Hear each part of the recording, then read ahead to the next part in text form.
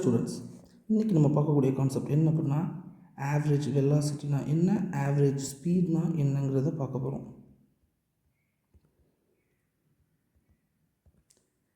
Average ஸ்பீட்னா formula என்ன வரும்னா total distance by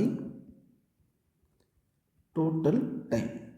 average வெலாசிட்டினா total displacement by total time. வெலாசிட்டினா டிஸ்பிளேஸ்மெண்ட் பை டைம், ஸ்பீட்னா டிஸ்டன்ஸ் பை டைம். ஆனால் ஆவரேஜ் ஸ்பீட்னா total distance by total time, average வெலாசிட்டினா total displacement by total time. இப்போ இந்த ஃபார்முலாலாம் யூஸ் பண்ணி எப்படி சம் சால்வ் பண்ணணும்னு சார் சொல்லித்தார்.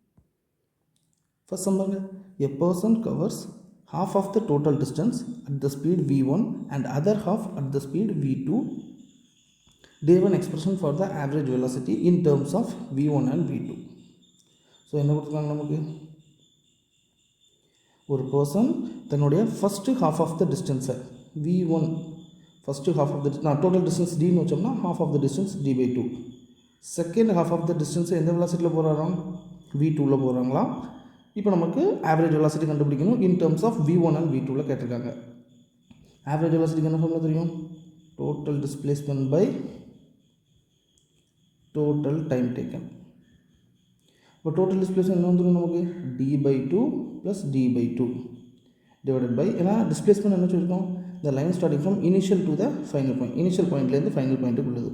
டோட்டல் டைமுக்கு என்ன போடும், t1 ப்ளஸ் t2. இங்கேருந்து இங்கே வரைக்கும் போகிற டைம் எனக்கு t1, அடுத்த ஹாஃப்க்கு t2. இது இப்போ வெலாசிட்டிக்கு நமக்கு 4 ஃபார்முலா நம்ம பார்த்தோம், dx by dt, distance by time, displacement by time, இல்லை டெல்டா எக்ஸ் பை டெல்டா டின்னு பார்த்தோம். இதில் எந்த ஃபார்முலா யூஸ் பண்ணணும், இது எந்த இதில் வந்துட்டு டயக்ராம் சம்மில் வந்துட்டா.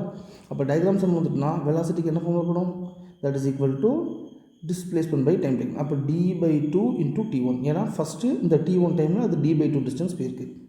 நமக்கு இங்கே தேவை என்னது, t1 தானே வேணும். அப்போ t1 equal to d by 2v1. Similarly t2க்கு என்ன வந்துடும், v2 is equal to d by 2 t2ன்னு வந்துடுமா. அப்போ t2 is equal to d by 2v2.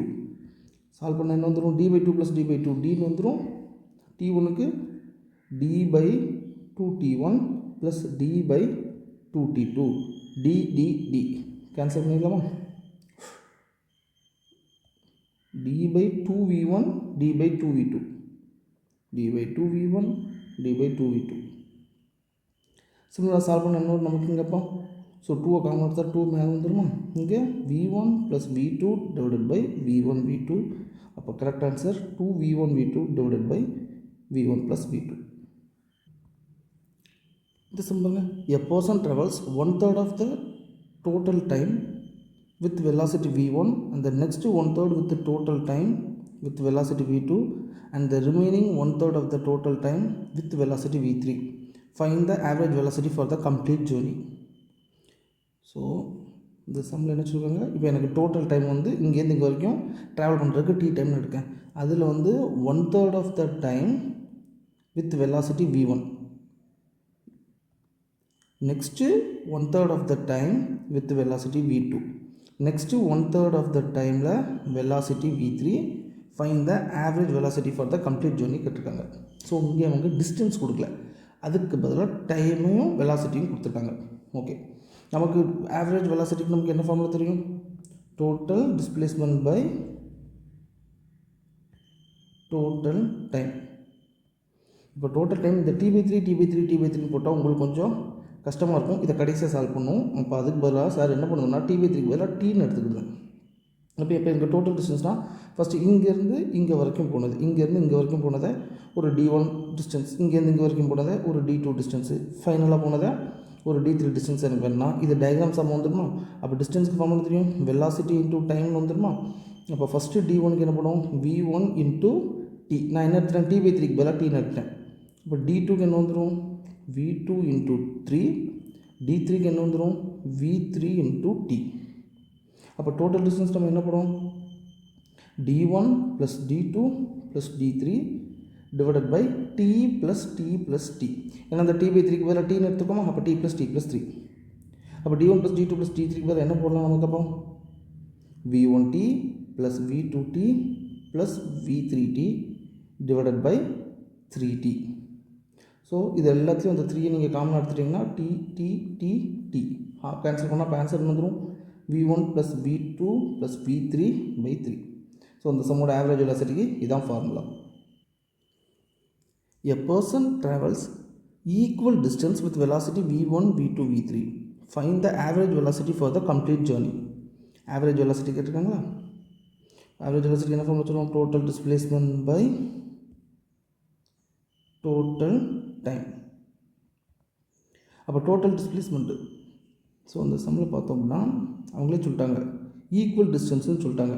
அப்புறம் என்ன கேட்கலாம்? இங்கேயும் டி, இங்கேயும் டி, இங்கேயும் டி, எல்லாம் equal distance. Velocity v1, v2, v. Displacement எனக்கு ஓகே. இப்போ டோட்டல் டைம் வேணுமா? அப்போ நமக்கு வெலாசிட்டி ஜென்ரல் என்ன ஃபார்முலா சொல்லுவோம்? Distance by time taken. அப்போ time is equal to distance by velocity. First ஒன்று distance d divide by v1. இது ஃபஸ்ட் இது போகணும் டைம் t1க்கு. அப்போ t2க்கு என்ன வந்துடும்? d by v2. Similarly for t3 d by v3. அப்போ இதை சப்ஸ்டியூட் பண்ணாங்க என்ன வந்துடும் நமக்கு? d plus d plus d எனக்கு 3d டோட்டல் டிஸ்பிளேஸ்மெண்ட். t1க்கு என்ன பண்ணும்? d by v1 ப்ளஸ் t2க்கு d by v2, t3க்கு d by v3. So d எல்லாத்துலேயும் காமனாக இருக்கா? இதை கட் பண்ணிடலாமா? அப்போ நமக்கு final answer 3/1/v1 plus 1/v2 plus 1/v3. இது என்னுடைய ஆவரேஜ் வெலாசிட்டிக்கு ஃபார் திஸ் சம்.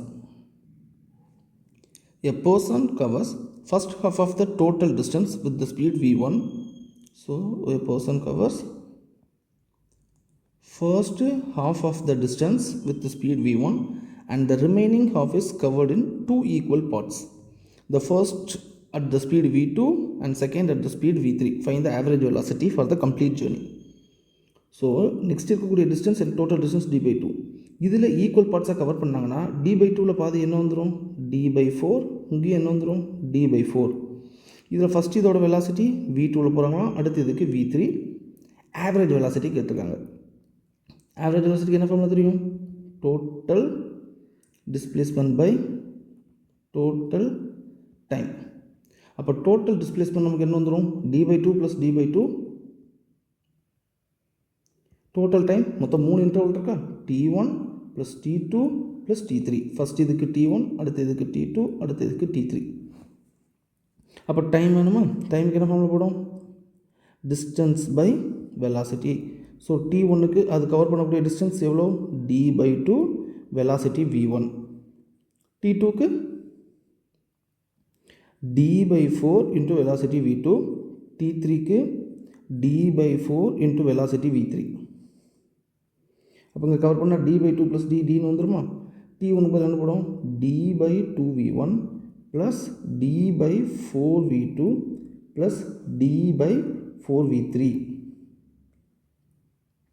இது டோட்டல் டிஸ்டன்ஸ் வருமா? ஸோ டிஸ்டன்ஸ் கட் பண்ணப்போ ஃபைனல் ஆன்சர் வந்துடும் 1/2v1 plus 1/4v2 plus 1/4v3.